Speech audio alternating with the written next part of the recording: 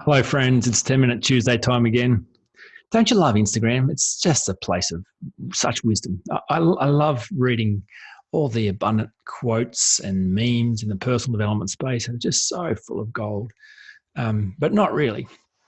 One of them that I saw recently, it said it's, the best way to help me achieve success in life is to tell me that I can't. You tell me I can't, and then you watch what happens next. It's like, right, you see what happens when you tell me I can't do something. Well, sure, I get that it is a motivator. I watch people do all kinds of incredible things because someone told them they couldn't or they shouldn't or they wouldn't. I get it. It's a powerful motivator, one of the most powerful motivators. But it does have a few downsides to it, which I thought I might explore. I thought I might take a moment, take 10 minutes of your time to explore the downsides of being motivated to prove others wrong. Start with a little story from my own family, even though the last time I shared a story about Amity, my daughter, 15-year-old daughter, I did get back to her that I told her a story about her being embarrassed, and she got very embarrassed that I used her in my embarrassment story. And I said I wouldn't do it again. But look, Amity, it's probably easier to ask for forgiveness and permission. So I'm just going to use another story now because it's a good one.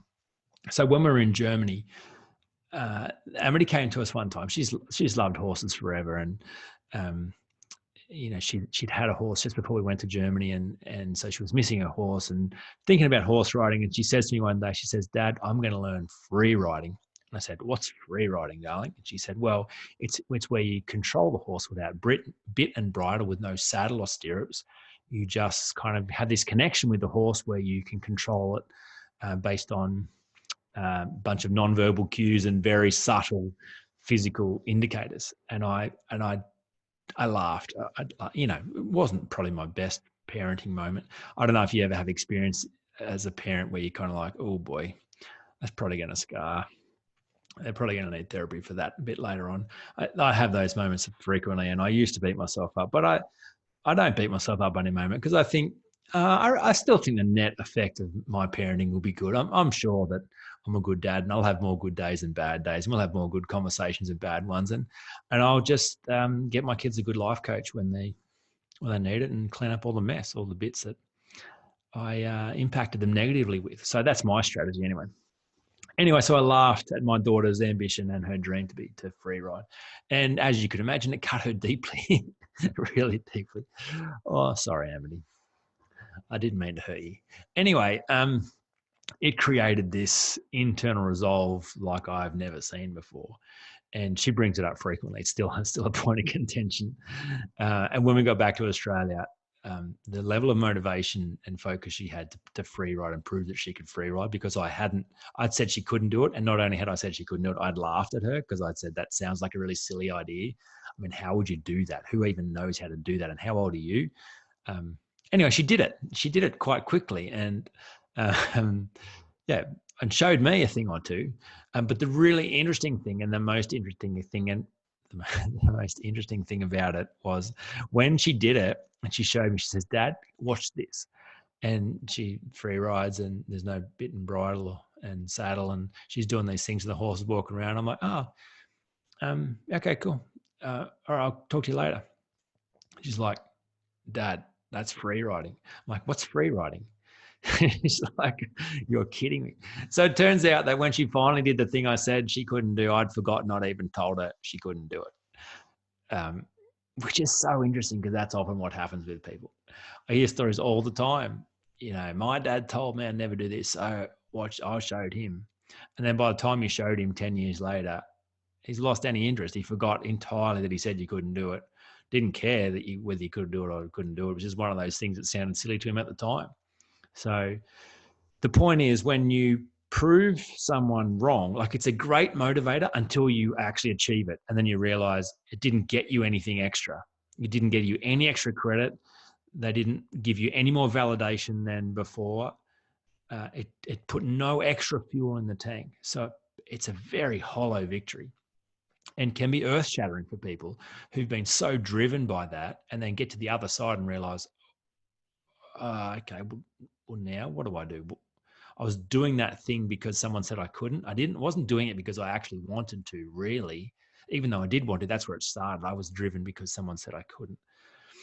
I had a friend growing up at school who was bullied mercilessly. He was adopted from another country, had a very tough childhood. Um, a whole bunch of people said some horrible things about him, and that stuck in his head and became promises that he made to himself. I will show you, I will prove that I can do the opposite of what you've just said. And I remember him, telling me he just got married and his wife was pregnant, and he was so driven to be the best husband and father the world had ever seen. It actually was quite painful to watch because he was overcompensating. Every time his wife was sick of any kind, during the pregnancy, he'd be up in the middle of the night, he'd be holding her hair, he'd have a washer, he'd just be in her face the whole time caring for her because he was going to be the world's best husband and father. Like, you can imagine, if that's your intention, you overcompensate, you're actually not the world's best husband and father. You're annoying. Imagine the pressure you put on your kids if you've got to be the world's best dad. You're going to have such high expectations, and the moment your kid mucks up, you're going to think it's personal and a reflection of your parenthood, and so you're going to make them not do that, and it's going to get messy. The people who make the best husbands and fathers are the people that don't actually need to. They're just there because they want to, and they're there without anything to prove or defend. So be interesting for you to review the stuff that you're doing, the things that you're working towards at the moment, which are driven because someone said you couldn't. And I'm not telling you don't do that, because that would be foolish, because you'll probably do some amazing stuff.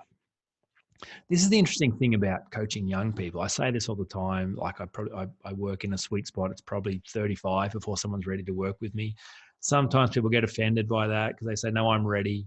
I am ready now. I know I'm ready now to work with you, Jamin. I'm like, well, maybe it's true, but I'm not sure you're ready yet. I'm not sure you've finished proving yourself to the world. I'm not sure you've finished resisting stuff. I'm not sure you're ready to be wrong about some stuff. I think you still got to go do that. I think you got to go, like, because if I take insecurity away from you now, you haven't proved to your dad that you could do it.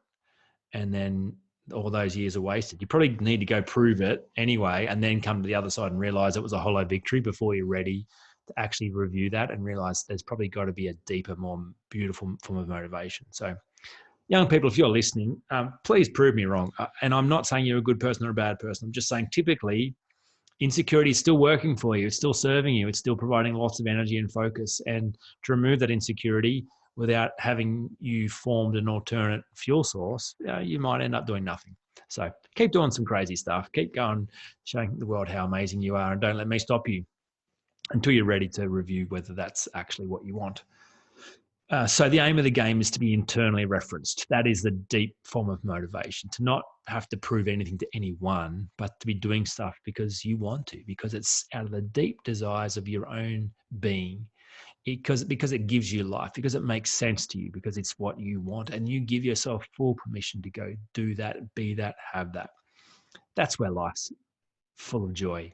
That's where life is most meaningful. And that's where you become most effective as a human being. When you're there because you want to be, not because you have to be. There's no edge, there's no agenda, there's no drivenness, there's no ugliness to it. It is beautiful, it is real, and it is life-giving.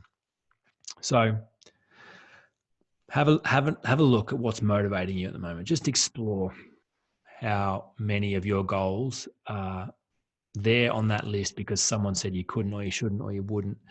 And still go do them anyway, but just expect that when you get to the other side, it might not be as exciting as you imagine it would be. And maybe be prepared for that person to not even remember they told you that. And in the process, start exploring what you're going to replace that motivation with, and continue to listen to your own hopes, dreams, and desires so that you're able to show up with nothing to prove and nothing to defend. That's when you get to really participate in the world and bring your best stuff.